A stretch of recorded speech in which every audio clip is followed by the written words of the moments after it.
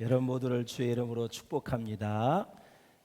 선한 능력으로 끝까지 하나님의 뜻을 이루어가는 우리 모두가 될 수 있기를 주의 이름으로 축복합니다. 코로나 기간에 늘 연주로 하나님께 영광을 돌려주신 우리 오케스트라, 우리 박수로 격려하며 하나님께 영광을 드리겠습니다. 감사합니다. 우리 옆 사람과 기쁘게 인사하겠습니다. 오늘도 하나님의 음성을 들읍시다. 한 번만 더 하겠습니다. 하나님의 음성을 듣는 것이 축복입니다.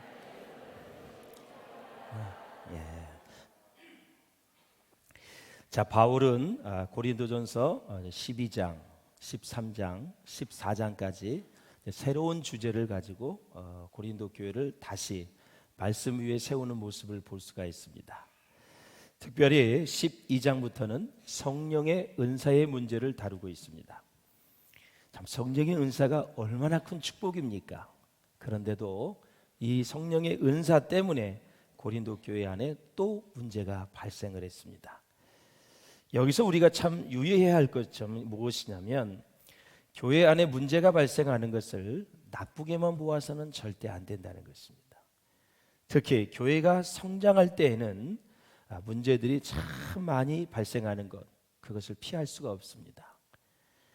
그래서 고린도 교회가 있었기 때문에 여러 가지 우상의 문제, 성만찬의 문제, 파당의 문제, 또 오늘 이제 성령의 은사의 문제, 부활의 문제, 앞으로 계속 나올 겁니다만 다 우리로 하여금 해답을 줬으니 얼마나 감사해요.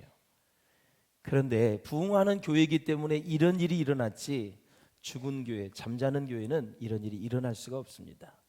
성령의 은사는 부흥하는 교회에서 있는 일이죠. 그래서 교회가 성장하지 않으면 발생할 문제들도 없을 것입니다.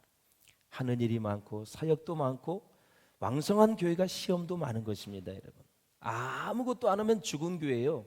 시험은커녕 영이 죽어 있는데 무슨 시험이에요? 알아서 죽어가는데 마귀가 그냥 건들지도 않아요. 그런 사람들은 열심히 하는 사람은 마귀가 건들거든요. 시험을 탁 하게 되죠. 열심히 하는 교회.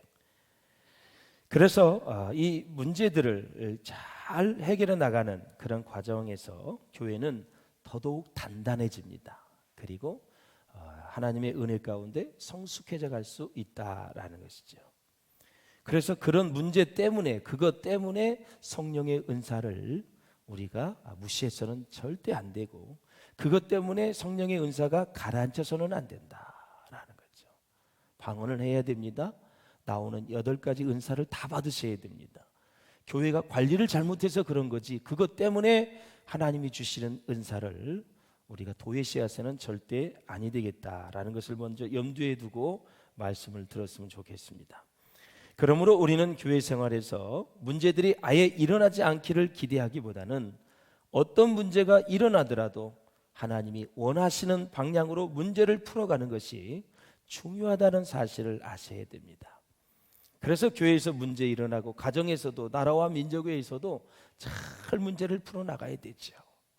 대한민국이 잘 살아지기 때문에 이제 정권 교체가 눈앞에 두고 있습니다. 얼마나 복잡한 문제가 많이 있는지 모릅니다. 요즘은 세대별로 너무나 조서를 낱낱이 상세히 해가지고 20대, 30대, 40대, 50대, 60대 다 다른 생각을 가지고 있고 취향이 다르고 그들이 원하는 정책도 다 다릅니다. 요즘은 영끌이니 뭐니 무슨 말을 그렇게 많은지, 이대남 모서 이대녀. 참, 옛날에 그랬습니까 여러분? 그냥 하라면 하지 뭐 무슨 말이 많냐 그랬는데 요즘은 그렇지 않잖아요. 그만큼 잘 살아진 거예요. 인권의 문제는 잘 살 때 나오는 거지, 가난하고 억압을 받을 때 그때는 별로 도출되지 않는 일이죠. 나라도 그래요. 교회도 마찬가지예요. 고린도 교회가 성장하니까 이 많은 문제가 생긴 거예요. 저는 그래서 목회하면서 아무 일도 안 하고 아무 말썽을 안 일으키는 그런 성도보다는 열심히 하고 시험도 좀 일으키고 막 역동적으로 하고 그러면서 말썽도 좀 일으키고 이런 게 좋지, 아무것도 안 하고 아무 뭐 저기도 없이 그래 신앙생활 잘한다? 천만에 만만의 말씀이죠. 일을 하다가 거기에는 문제가 있으면 해결하면 되는 거예요. 그런데 일을 열심히 하는 게 낫지 아무것도 안 하는 교회 무슨 쓸데가 있겠어요. 이 보는 눈이 다르는 거죠. 저는 막 도전하는 걸 좋아하고 열심히 앞으로 시도하는 걸 좋아하지, 그거 겁나가지고 아무것도 못하고 주저앉아 있고 뭐 두려워하고 이런 것보다는 과감하게 챌린지하고 하나님의 말씀에 의지해서 비전을 붙잡고 이렇게 나가는 교회가 다소간에 여러분 잡음이 있지만 그 안에서 성령의 역사, 구원의 역사, 치유와 회복의 역사가 일어난다라는 것이죠. 이런 젊은이들이 이제 일어나야 되거든요. 예. 그러므로 이제 성령의 은사 문제도 결국은 성도들이 교회 생활의 재미를 느끼고 기도를 열심히 하는 과정 속에서 자연스럽게 제기된 문제였습니다. 성령의 은사는 방언 같은 것들 기도하는 사람이 받는 거지 누가 받는 거예요. 기도는 많이 해서 은사는 많이 받았는데 문제가 발생한 거예요. 그걸 고치면 되는 거죠. 안 받는 것보다는 열심히 하다가 조금 실수가 있더라도 고치는 게 훨씬 나은 거죠. 이거 참 핵심을 잘 들으셔야 돼요. 기도를 많이 하니까 방언과 같은 성령의 은사를 받는 것 아니겠습니까, 여러분? 방언을 못하는 목사나 그 다음에 교회는 이런 걸 가지고 그거 방언해봤자 뭐예요? 그렇게 속색이잖아. 이런 논리는 성경이 우리에게 원하는 논리가 아니에요. 예. 자기 자신을 합리화시키는 거죠. 자, 이제 성령의 은사를 받는 것까지는 좋았는데 기도를 많이 해서 특별한 은사를 받은 사람들이 이제 영적으로 교만해지기 시작을 했습니다. 이들을 일명 이제 성령파라고 부르는데 좀 네거티브한 그러한 인상이 있죠. 은혜는 많이 받았는데 방언도 잘하는데 뭔가 부작용이 있는 그런 사람들을 일컬어서 성령파다. 이 성령파는 특별한 은사를 받은 자기 자신들과 자신들이 받은 것과 동일한 은사를 받지 못한 동료 성도들을 차별화시키기 시작을 했습니다. 그래서 자신들은 영적으로 높은 수준에 도달해 있는 반면에 그렇지 못한 성도들은 영적으로 수준이 낮은 상태에 있다고 생각을 하면서 그들을 무시하기 시작을 했습니다. 이들은 한 걸음 더 나아가서 자신들은 성령을 받았고 다른 성도들은 성령을 받지 못하는 이 지경까지 간 것입니다, 여러분. 하나님의 주권까지 침입을 했어요. 너는 성령 받았고 너는 안 받았고, 나는 받았고 너는 안 받았고, 이것까지 이제 멀리 가버리고 말았어요. 사도 바울이 이건 질서를 바로잡아야 되겠다. 그래서 다시 성령의 은사에 대해서 여러 가지 지침을 주고 있는 것을 볼 수가 있다라는 것입니다. 자, 이 방언을 받은 사람들이 공예배 석상에서도 다른 사람들은 알아들을 수 없는 방언으로 기도를 하는 것입니다. 자신들이 성령에 사로잡혀 있다는 것을 과시하는 것입니다. 그래서 예배의 분위기를 혼란스럽게 하고 어지럽혀서 이게 정식적으로 예배가 잘 드려지지 못하도록 방해를 했다라는 거죠. 예. 이렇게 나와서 그냥 대표 기도할 때도 다 같이 기도하겠습니다. 그러더니 이렇게 기도를 해버린단 말이죠. 이 방언으로. 이게 말이 될 소리예요, 여러분. 그러면서 자기가 방언 받았다고 과시를 하고 누가 알아듣겠습니까? 제가 방언하는 거 여러분 알아들어요 지금? 받아들었어요 지금? 전 방언으로 기도 많이 해요. 그런데 대표 기도를 방언 기도를 한 거예요. 그러니 얼마나 교회가 혼란스럽게요. 그러면서 막 자랑을 하고 방언을 받은 사람은 성령을 받았고 방언을 못 받은 사람은 성령을 못 받았다까지 가니까 이제 문제가 심각해지기 시작을 했다라는 거죠. 그래서 바울은 1절에서 3절까지 누가 성령을 받은 사람인가를 밝히고 있고, 먼저 1절에서는 그 얘기에 앞서서 은사의 문제를 다루겠다고 말해요. 시작. 형제들아, 신령한 것에 대하여 나는 너희가 알지 못하기를 원하지 아니하노니 그랬습니다.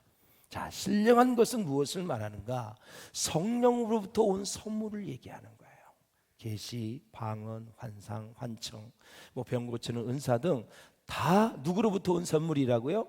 하나님으로부터 온 것이다. 성령님으로부터 온 것이다 라는 거죠. 그래서 신령한 것은 느끼고 경험하고 체험하는 것입니다. 예. 그러나 오늘의 성경 말씀은 느끼고 경험하고 체험하는 것을 넘어서서 그것을 알아야 된다 이렇게 얘기하고 있어요. 자, 오늘 말씀을 통해서 이제 그런 것들을 이제 정리를 해야 되는데, 예를 들어서 사람 사이의 사랑은 어떻습니까, 여러분? 서로 사랑을 할 때 보면 사랑은 느끼는 것입니다. 마음에 와 닿는 것입니다. 그리고 마음으로 부딪히는 것입니다. 그렇지 않나요, 여러분? 예. 우리가 사랑을 하게 되면 벌써 느껴요. 그렇게 마음이 와 닿아요. 그리고 서로 마음이 부딪힐 때 스파크가 일어나는 거예요. 근데 내가 너를 사랑한다고 얘기하는데 상대방은 전혀 느끼지를 못해요. 예. 또 저쪽에서 나를 사랑한다는 데는 내가 느끼지 못해요. 이건 지금 진정으로 사랑하는 것이 아니라는 것을 보여주고 있는 거지요. 느끼는 것을 우리가 할 수가 없으니까.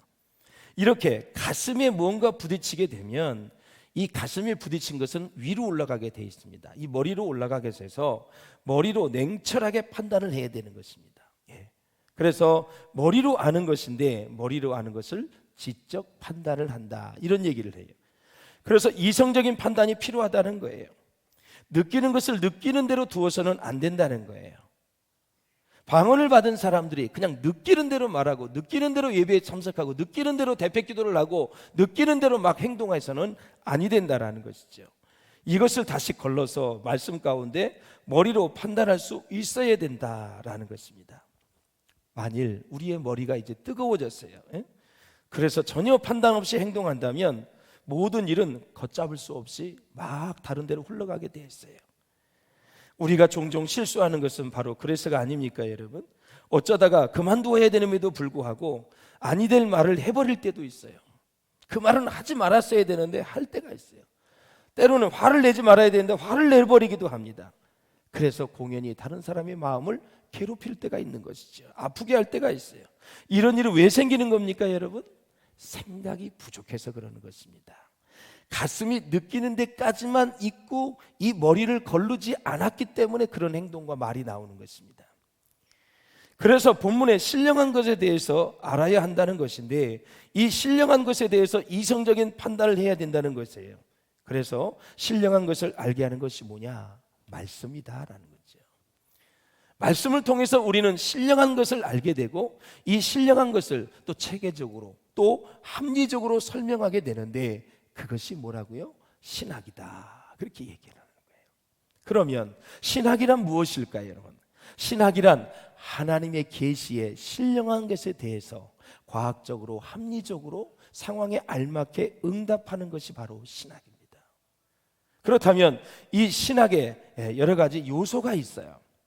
그 신학에 대한 요소가 6가지가 있는데 중요한 요소가 있는데 경험, 계시, 전승, 성경, 이성, 문화, 이 6가지가 여러분 잘 조합이 되고 화합을 이루고 잘 섞이고 균형을 잡아서 신학이 이루어지는 거예요.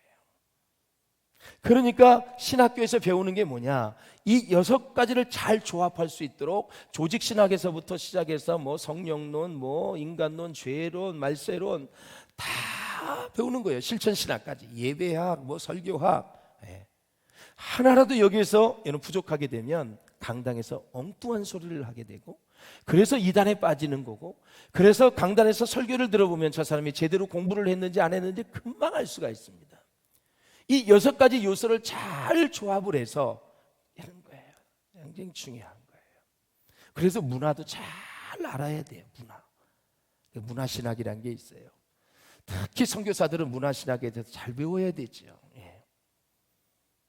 예를 들어서 저 아프리카나 이 동남아 가면 거의 찬양이 예배의 70%, 80%까지 차지할 때도 있어요. 막 4-5시간 예배를 드리면 3시간 동안 찬양을 한단 말이죠. 우리 문화하고는 다를 수가 있어요. 여기에서 여러분 5시간 예배를 드리면 할렐루야 감사합니다 하는 사람 몇 사람 되겠어요? 니나 해라 그리고 다 가버리지. 우리는 늘 생각에 1시간이라는 생각을 가지고 있어요. 그리고 뭔가를 자기는 일을 보려는 생각을 가지고 있어요. 문화가 다르단 말이죠. 그래서 이 여러 가지를 조합을 잘 묶어서 균형을 잡아서 또 화합을 이루고 조합이 잘 되게 해서 이루어지는 것이 바로 신학이에요. 그렇다면 이 신령한 것은 우리의 눈에 보이는 물질적인 세계와 대비되는 세계를 말하는데 사람의 눈으로 모든 것을 보면 세상에는 돈을 가진 자나 지식을 가진 자나 권력을 가진 자가 최고입니다. 세상에서는. 그것을 가지고 다른 사람을 지배한다는 것을 우리는 알게 되는 것이죠. 그러나 우리 믿음의 눈이 열리게 되고 믿음의 눈으로 세상을 보면 이런 세상 권력이나 지식을 가진 자들이 마귀의 종이 되어 마귀가 끌고 가는 대로 끌려가는 것을 알게 된다라는 것입니다. 그래서 여러분들이 국가의 정책이나 나라의 정책, 도와 군, 시, 면, 읍 모든 정책이 하나님의 말씀의 가치관에, 성경적 가치관에 얼마나 부합한지를 여러분들은 매일 생각하면서 살아야 되는 거예요. 그래야 하나님의 나라가 이루어지는 거예요. 이루어지는 거예요. 자, 2절을 한번 같이 읽어보겠습니다. 2절 시작. 너희도 알거니와 너희가 이방인으로 있을 때에 말 못하는 우상에게로 끄는 그대로 끌려갔느니라. 아멘. 사람이 예수님을 믿지 못하면 영적으로 어떤 상태에 있는가를 잘 보여주고 있는 말씀입니다. 사도 바울은 소를 염두에 두고 이 비유를 말하고 있는데, 소는 덩치가 얼마나 큽니까? 힘이 셉니다. 세지만 너무 순해서 누구든지 고삐를 잡고 끌어당기면 끌려가게 되어 있습니다. 어느 때는 힘이 없는 어린아이가 큰 소를 끌고 갈 때도 있고, 밤에 소도둑이 끌고 갈 때도 있습니다. 참 어렸을 때 소를 기르면서 많은 경험을 했습니다. 소가 송아지가 지나서 조금 얘가 힘이 있고 지 멋대로 움직이려고 할 때 이 코에 구멍을 뚫게 되죠. 그래서 고삐를 탁 매줍니다. 이 코가 가장 아픈 곳이거든요. 그래서 탁 잡으면 꼼짝 못합니다. 그렇게 힘이 좋아도. 도둑들이 어떻게 소를 훔쳐가냐면, 우리도 2마리의 속을 도둑 맞았는데 이 한 300-400g 되면은 꼭 도둑놈이 있어요. 그래가지고 아침에 일어나서 소 죽쓰려고 보면 소가 없어졌어. 2마리를 우리가 잊어버렸어요. 그 사람이 어떻게 됐는지 날 모르겠지만 성경에서는 도둑질하지 말라 그랬고, 도둑질에서는 절대 부자가 될 수가 없습니다. 도둑질하는 순간 우리의 심령에 펑크가 난다 그랬어요. 어느 학자는. 그러니까 그게 이제 펑크가 난다는 것은 이미 마음의 제 기능을 못하고 하나님이 주신 양심이 이미 마비되는, 암으로 치면은 이 암세포가 있는 거하고 똑같은 거예요. 도둑을 한 번 할 때마다 그렇게 생기게 되어져서 이제 심령이 화인 맞은 사람처럼 되어서 남의 거를 가져도 그냥 아무 꺼리낌이 없이 양심에 가책이 없는 그런 사람이 됐죠. 도둑질하는 것을 왜 그 손버릇을 못 고치냐면, 그 뻥끈한 것이 너무 점점 많아지기 때문에 나중에 양심이 죽기 때문에 그 짓을 계속 하는 거죠. 그래서 펑크난 것을 고치려면 예수의 이름으로, 하나님의 말씀으로 새로워지면 펑크난 게 다 고쳐집니다. 주님 잘못했습니다. 남의 것을 탐했습니다. 용서하여 주시옵소서. 말씀대로 살겠습니다. 회개하면 그 펑크난 것들이 다 회복이 되어져서 나중에 양심이 회복이 되어져요. 참 그 소 하나 팔아서 학자금을 대고 했던 옛날 시절에 2마리를 잊어버렸는데 얼마나 속이 상하는지 몰라요. 1마리를 키우려면 매일 들녘에 가서 그냥 나무 해와야지, 꼴 베워야지, 그거 와서 또 그냥 다 작두로 잘라가지고 다 넣어서 왕겨 넣어가지고 또 끓여가지고 그거 퍼가지고 그냥 그것도 갖다 줘야지, 음미하면 더 갖다 줘야 되지. 이 소를 하나 먹이는데 또 그냥 그 얼마나 그 저게 지저분해, 외양간이. 그거 다 주말이면 가서 또 치워야 되지, 똥발 밟으면서. 이게 300-400kg 되면 딱 팔을만 하면 소를 훔쳐가는 거예요. 그래서 이 도둑들이 딱 소를 잡을 때 고삐를 잡는 것입니다. 그러면 소리도 못 내요. 그러면서 침 질질 흘리면서 끌려가는 거죠. 그래서 이 사도 바울은 이 소의 비유를 얘기하는 거예요. 사람이 하나님을 모를 때에는 얼마나 어리석은지 말도 하지 못하는 우상이 고삐를 끌어당기는 대로 따라간다는 거죠. 하나님을 모르는 모든 인간의 고삐를 우상이 지고 있기 때문에 우상에게 절하고 미신을 믿게 되는 것입니다. 자, 끄는 대로 끌려가는 것이 뭐예요? 그것이 종교심입니다. 자, 예를 들어서 어느 마을 어귀에 수백 년 된 큰 나무가 있어요. 그러면 거기 밑에 가서 제사를 하고 절하고 막 소원을 비는 거예요. 자, 왜 그렇게 나무에 절을 하느냐? 아무 왜라고 묻는 사람이 없습니다. 그냥 끌려가는 거예요. 바다가 요동치고 태풍이 불면 초랑하기 전에 꼭 제사를 드리고 핍니다. 용왕님에게. 용왕님이 있을까요, 여러분?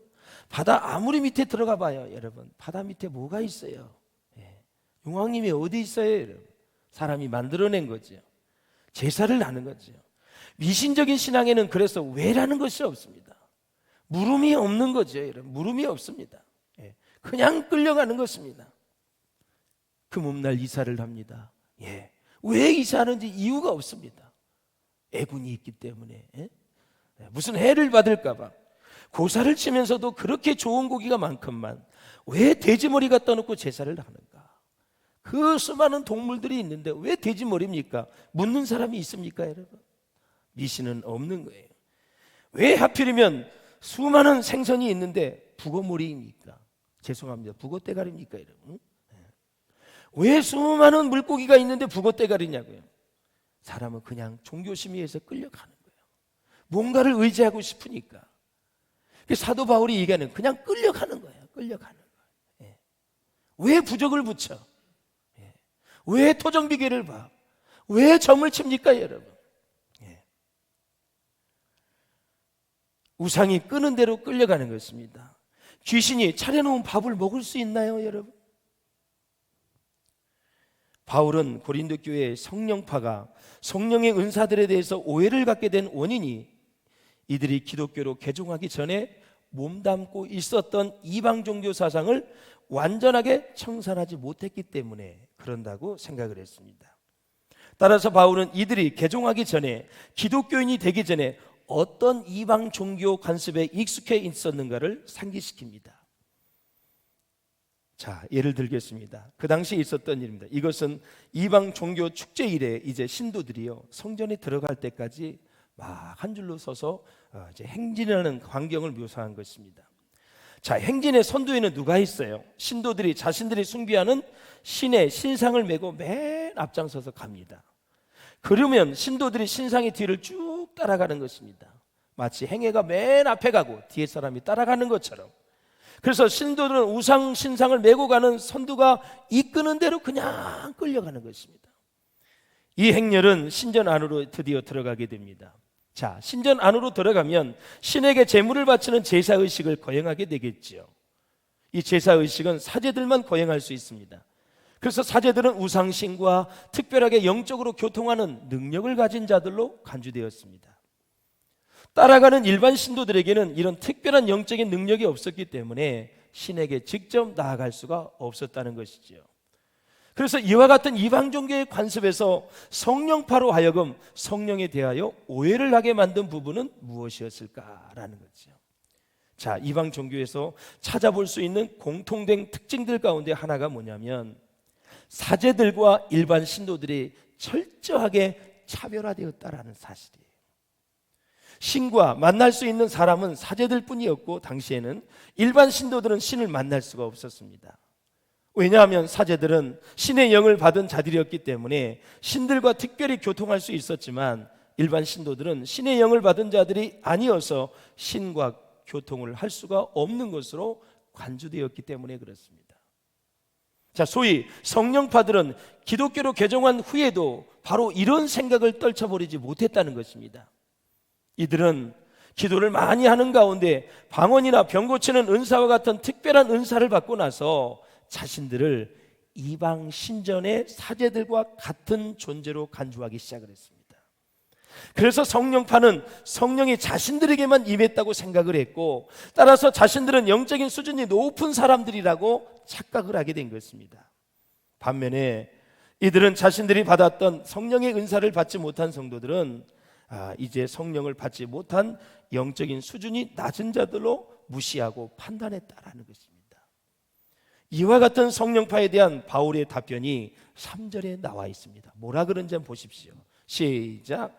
그러므로 내가 너희에게 알리노니 하나님의 영으로 말하는 자는 누구든지 예수를 저주할 자라 하지 아니하고 또 성령으로 아니하고는 누구든지 예수를 주시라 할 수 없느니라. 아멘. 자, 그렇다면 성령을 받은 가장 명백한 증거는 바로 예수님을 주님으로 고백하는 것입니다. 예수님을 주님으로. 결국 성령을 받은 증거는 모두 예수님에 대해 어떤 태도를 취하느냐와 관련이 있기 때문에 그렇습니다. 자, 어떤 사람이 성령을 받았는가의 여부를 그 사람이 특별하게 받은 어떤 은사들을 가지고 판단하려고 해서는 안 된다는 것이고, 그 사람이 정말 예수님에 대하여 보여주는 태도를 가지고 판단해야 된다라는 것입니다. 그래서 성령을 받지 않는 사람은 예수를 저주할 자로 간주한다는 것입니다. 자, 저주할 자로 간주한다는 게 뭐예요? 쉽게 얘기하면 이거예요. 저주할 자로 본다는 것은 십자가에 달리신 예수님이 하나님의 율법을 범한 죄 때문에 죽은 범죄자로 예수님을 본다는 거예요. 그래서 예수님을 단순한 인간으로만 보고 하나님으로는 보지 않는다는 말입니다. 그래서 성령을 받은 증거는 예수님이 십자가에서 죽으셨다가 죽음을 이기시고 부활승천해서 하나님 보좌 우편에 계시면서 세상을 다스리시고 교회의 머리이자 주인이 되신 분으로 그 예수님을 고백한다는 뜻입니다. 여러분. 한마디로 말한다면 예수님을 인간인 동시에 하나님으로 고백한다는 거예요. 할렐루야. 그러므로 어떤 특정한 은사를 받아야만 성령을 받은 자들이라는 소위 성령파들의 생각은 잘못된 것이라고 바울은 고린도 교회의 영적인 질서를 바로잡는 것입니다. 그래서 모든 신자들은 사실 성령으로 세례를 받은 자들이거든요. 내가 예수 믿고 구원을 받았다는 것은 이미 성령이 너희에게 임하였다라는 사실입니다. 사실 예수님을 주로 고백한다는 것은 예수님의 노예라는 뜻이거든요. 원문에 보면은 노예에게는 자기의 뜻이 있어서는 절대 아니 되지요. 철저하게 주인의 뜻만을 생각해야 되는 것이 노예입니다.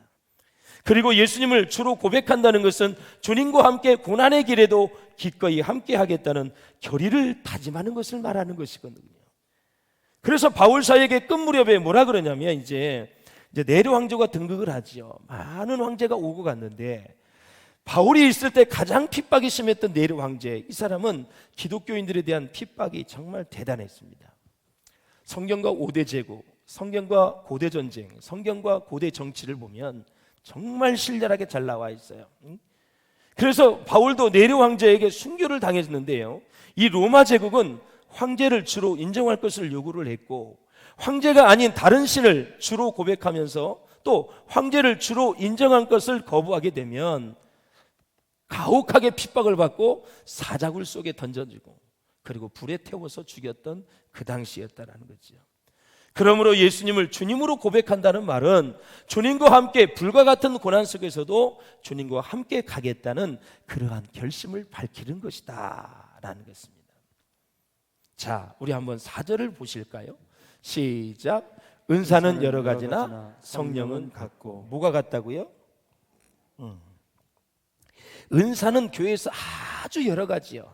그러나 그것을 주시는 분은 성령님이기 때문에 같다 이거예요. 모든 그리스도인은 한 몸으로 연합이 되어 있습니다. 그래서 그리스도인들을 연결시키는 것은 3가지입니다.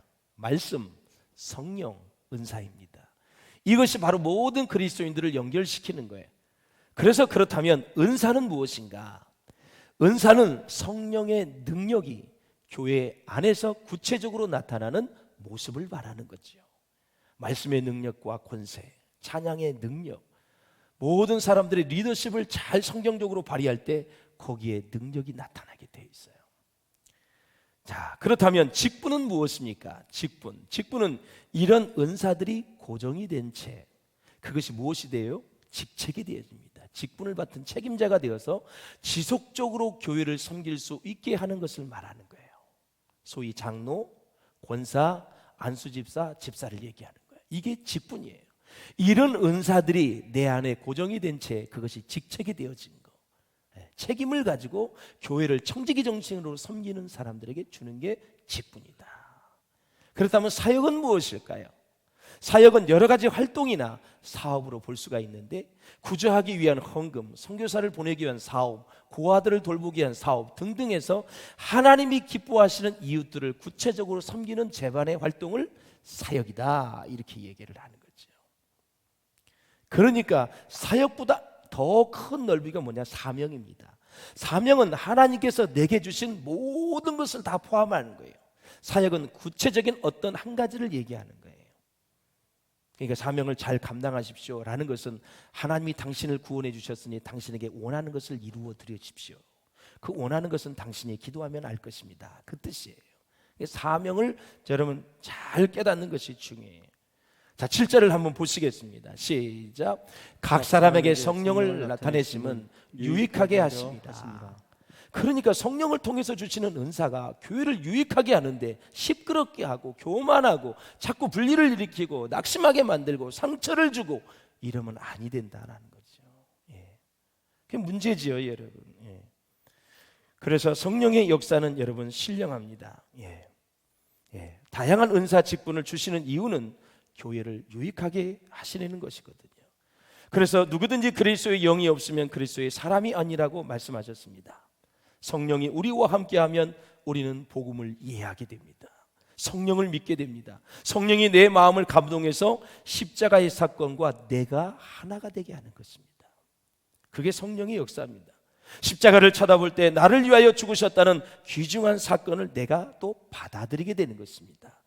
성령을 받아들이게 되고 성령으로 믿게 되고 성령으로 헌신하게 되고 성령으로 순종하게 되고 성령으로 신앙을 바르게 고백하게 되는 것입니다. 그러니까 말씀과 성령은 언제나 함께하는 것입니다.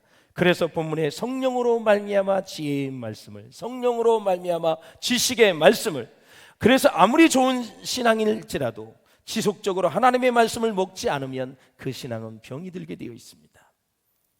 중국에 선교사로 가서 한평생 일했던 허드슨 테일러 목사님에게 하루는 한 젊은이가 찾아왔습니다. 총기가 있는 젊은이, 눈에 전기가 있고 똑똑한 그 청년이 이렇게 묻습니다. 선교사님, 내가 이렇게 교회를 들락날락 할 것만 아니라 이제 세례도 받고 정식으로 교인이 되어서 기독교인이 된 생활을 이제는 아주 본격적으로 하고자 합니다. 그러려면 선교사님, 성경을 얼마나 읽어야 되고 성경을 몇 번이나 읽어야 됩니까? 교회 출석은 몇 년이나 해야 됩니까? 교회 연륜은 얼마나 많이 쌓아야 내가 본격적인 그리스도인이 될 수가 있겠습니까? 이에 허드슨 테일러는 이렇게 대답을 했습니다. 자네, 이봐 젊은이, 촛불을 아나? 네, 알지요. 촛불은 언제부터 빛이 나나? 그거야 물론 심지에 불을 대자마자 빛이 나는 거지요. 이복의 청년, 마찬가지야. 말씀의 성령의 역사가 내 마음속에 역사할 때 그때부터 진정한 교인이 되는 거야. 그때부터 완전한 교인이야. 이렇게 대답을 해줬다는 거야. 정말 귀한 말씀입니다. 수십 년을 교회에 다녔더라도 성령의 역사를 체험하지 못했다면 아직 교인이 아닌 것입니다. 다음 문제는 바울이 또 무슨 얘기를 하냐면 은사에 대해서 얘기하고 있습니다. 은사란 뭐냐? 믿음을 돕는 것이다 이거죠. 믿음을 돕는 거예요. 그래서 은사와 은혜를 지금 구분해서 설명을 하고 있는데, 은혜를 도와서 은혜되게 하는 것이다, 은혜의 열매를 맺도록 하는 것이 은사이다 라는 거죠. 그래서 은혜의 목적은 구원입니다. 그래서 은혜를 믿음으로 구원을 받게 되고 은사를 받으면 사역을 이루게 되는 것입니다. 그래서 하나님의 일을 하게 되는 것이죠. 그래서 헬라어의 카리스라는 단어, 은혜라는 뜻인데 이 카리스마토스는 은사라는 뜻이에요. 그래서 은사는 여러 가지나 성령은 같고 직임은 여러 가지나 주는 같으며 역사는 여러 가지나 하나님은 같다. 그래서 성부, 성자, 성령 삼위일체 하나님이 한 분이라는 것을 여기에서 직분과 역사와 은사와 직임 이런 것을 가지고 설명을 하는 것입니다. 그래서 은사를 말하고 있지요. 성령으로 말미암아 지식의 말씀을, 지혜의 말씀을, 병 고치는 은사, 믿음의 은사, 능력을 행하고 예언을 하고 영들을 분별하고 방언을 하고 방언을 통역하는 이 많은 은사를 우리에게 주셨다. 교회를 유익하게 하기 위해서다라는 것입니다. 저는 여러분들의 이 8, 9가지 은사를 다 받을 수 있기를 주의 이름으로 축원합니다. 이제 성경에 나와 있기 때문에 우리는 얼마든지 관리가 될 수 있고 얼마든지 교육을 유익을 위해서 구원의 역사를 위해서 그것이 쓰임받을 수 있다라는 사실이에요. 걱정하지 말고 기도하면서 성령 충만하여 이것을 다 받을 수 있기를 주의 이름으로 축원합니다. 제가 이제 기도를 열심히 하니까 아주 멀리 계신 분이 전화를 엄청나게 많이 주었다고 했는데 이 방향이 누군가 안 받을 수는 없고 우리 받았더니 아유 목사님 안녕하세요 누구누구 권사입니다 그러더라고요. 제가 며칠 전에 갑상선암 아주 걸렸다고 그 얘기를 하고 있어요. 목사님이 그렇게 기도 열심히 하시고 병 고치는 은사가 있다고 들었는데 염치 불구하고 전화를 했다고 기도해 줄 수 있냐고. 기도를 해드려야죠. 거저 받았으니 거저 주라 그랬으니. 우리 성도들 지금 암 환자도 많이 있는데 그렇게 전화를 막 열 몇 번 했더라고. 보니까 제가 이제 딴 일을 보고 와서 강씨의 그 이름은 얘기하지 않아야겠어요. 그래서 간절히 기도해줬어요. 그러더니 기도의 말미에 또 계속 전화해도 되지요. 또 이렇게 얘기해요. 오라 그래. 전화하지 마세요. 우리 교인들을 위해서 난 사역을 해야 돼요. 어떻게 그렇게 할 수 있겠어요? 알았어요. 편한 대로 하세요. 꼭 질병이 치료받고 잘 회복되어져서 하나님께 영광 돌리기를 바랍니다. 그랬죠. 사랑하는 여러분, 마지막입니다. 어떻게 하면 한 가지 은사에 편중되지 않고 우리 교회 가운데 다양한 은사가 나타나게 할 수 있을까요? 바로 그것은 성령님의 은사에 초점을 맞추지 말고 교회의 사명에 초점을 맞추는 것입니다. 쉽게 얘기하면 교회의 사명은 영혼을 구원해서 제자 만드는 것이잖아요. 이런 사명에 집중할 때 예언의 은사를 주시는 것입니다. 복음을 잘 가르치고자 소원할 때 하나님의 지식의 은사를 주시는 것입니다. 질병으로 신임하는 영혼을 위해 기도할 때 병 고치는 은사를 주시는 것입니다. 미신을 믿어서 악령에 사로잡혀 있는 사람이 있을 때 귀신을 쫓아내고자 하는 마음을 갖고 기도할 때 능력을 행하는 것을 하나님이 주신다 이거예요. 그러니까 어떤 사역을 내가 하기 위해서 영혼을 구원하고 사람을 치유하고 회복시키기 위해서 기도로 무릎을 연할 때 그때 은사를 주신다 이거죠. 은사가 목적이 아니라 그 은사를 통해서 영혼을 구원하고 영혼을 치료하는 은사는 그래서 거룩한 도구에 불과하다. 그것을 가지고 자랑하지 말라라는 것입니다. 그렇기 때문에 고린도 교회가 문제가 생겼다라는 거예요. 그래서 성령님께서 은사를 주시는 것은 교회의 사명이 이루어지도록 하기 위해서 주시는 것이다. 그래서 은사로 인하여 교만해지거나 잘못된 길로 빠지지 않기 위해서는 사명을 은사보다 더 선행해야 된다. 사명을 깨닫고 사명을 위하여 일하고 사명을 감당하는 성령 충만한 사람이 되어질 때 우리에게 갖가지 은사를 주셔서 교회를 잘 섬기고 유익을 끼칠 수 있는 그러한 사람으로 성장해 갈 줄로 믿습니다. 이런 문제 때문에 우리가 성경에 나오는 고린도전서에 나오는 성령의 은사를 안 받겠다고 하지 마시고 더 기도 열심히 하시고 하나님을 사모하셔서 하나님이 주신 은사로 교회를 열심히 열정적으로 잘 섬기셔서 여러분이 가는 곳마다 구원의 역사가 일어나고 치유와 회복의 역사가 일어날 수 있기를 주의 이름으로 축원합니다. 기도하시겠습니다. 우리 함께 기도하실 때 하나님 아버지, 우리는 성령을 받았습니다. 하나님의 자녀입니다. 우리에게 주신 것들을 하나님 자랑하지 않게 도와주시고 다 하나님이 주신 것으로 알고 교회를 잘 섬길 수 있도록 축복해달라고 우리 다같이 여러가지 은사를 주시는 주님을 사모하며 내게도 그런 은사를 주셔서 하나님 승리하게 해달라고 성령의 말씀으로 말미암아 지식의 말씀, 지혜의 말씀, 병 고치는 은사, 믿음의 은사, 능력을 행하고 예언을 하고 영들을 분별하며 각종 방언과 방언을 통해서 교회에 죽어가는 영혼을 살려내고 아버지는 치유와 회복의 세계로 나아갈 수 있도록 나를 써달라고 성령의 은사를 사모하며 다같이 주님을 한번 부르며 간절히 기도하겠습니다. 주여, 좋으신 하나님 아버지 은혜와 사랑을 감사합니다. 오늘도 하나님의 성령 우리에게 말할 수 없는 갖가지 은사를 주시고 하나님 재능과 달란트를 우리에게 허락해 주시니 진심으로 감사합니다. 성령 하나님 오셔서 인도하시고 역사하시고 하나님께 영광이 되도록 주여 인도하시고 역사하시고 승리하게 하여 주시옵소서.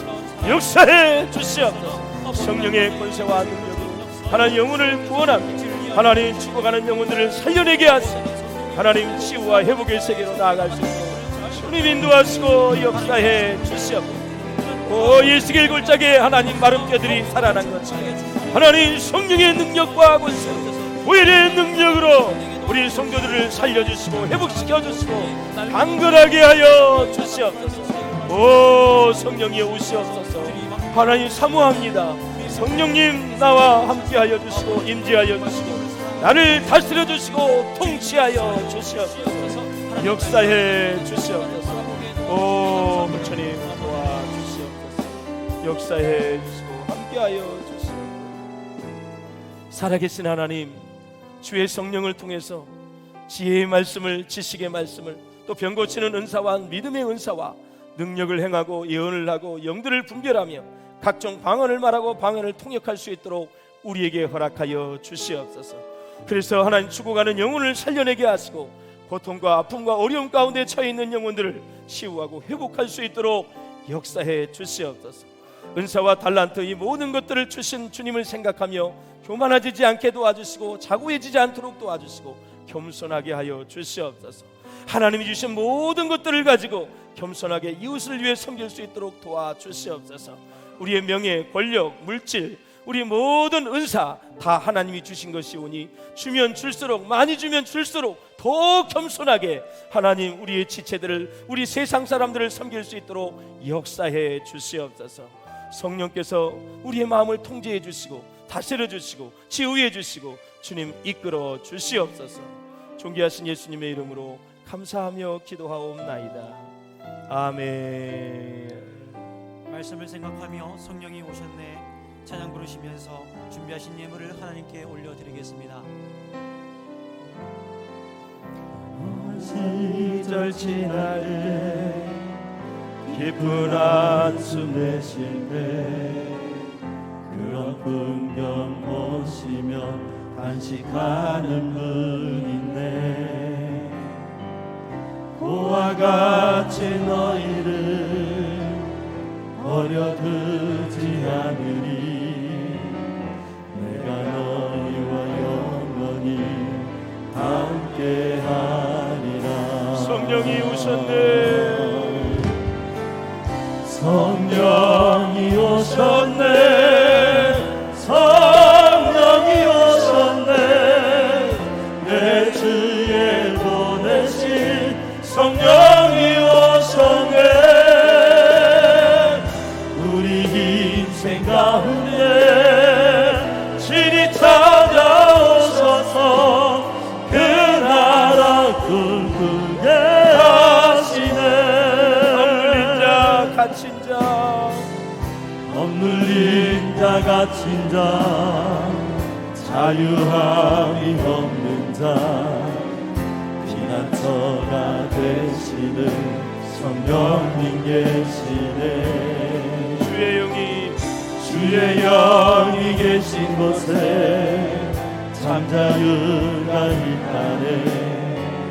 진리의 영이신 성령이 오셨네. 두 손을 들고 함께 찬양합니다. 성령이 오셨네. 성령이 오셨네. 내 주에 보내신 성령이 오셨네. 우리 인생 가운데 신이 찾아오셔서 그 나라 꿈꾸게 하시네.